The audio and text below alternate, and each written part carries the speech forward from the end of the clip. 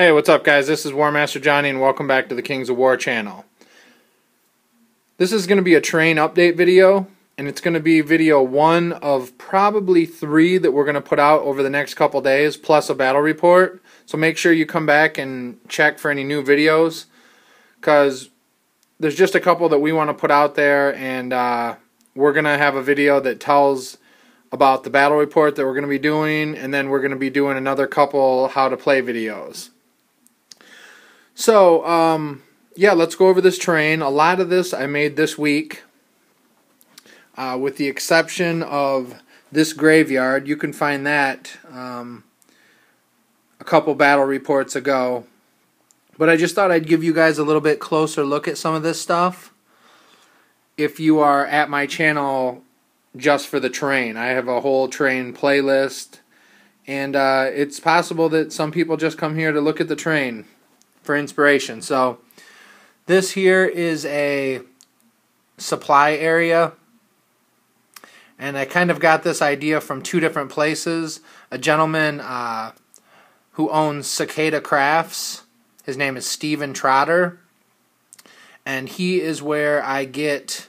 Now, I casted her starts for a long time, then sold all my molds when I moved. And now it's a lot easier for me just to get like my little bits and stuff from him. So go check him out on Cicada Crafts. Just Google it. You can find him. And yeah, I got all these little bits from him, and then I had some bits left over, and I figured... yeah, I would make this. Now, I got the inspiration from him. He had some of those tents like that. And then I also seen this almost exact setup when me and my son were playing World of Warcraft. We just kind of mess around. We're not Warcraft addicts or anything, but we play the game, and I always get terrain ideas from it. And they had a setup just like this outside of the town of Moonbrook. So that's where that came from. Down here, I made some hills to match our board. I just, as of lately, kind of got into foam working. I mean, I've made terrain, Dungeons & Dragons terrain, for years. And a lot of it was dungeon stuff. And doing outdoor stuff is a little bit different, a little bit more tricky. But I'm seeming to come along just fine with it. These hills turned out just great for what we need. Here's some walls that I did with some Silflora flowers and tufts there. Back here, we have both of these pieces came in a Lord of the Rings ruin set. Can't quite remember the name right now. But I broke up the set and made 2 different pieces out of it. Went with 2 different color schemes just to kind of break it up.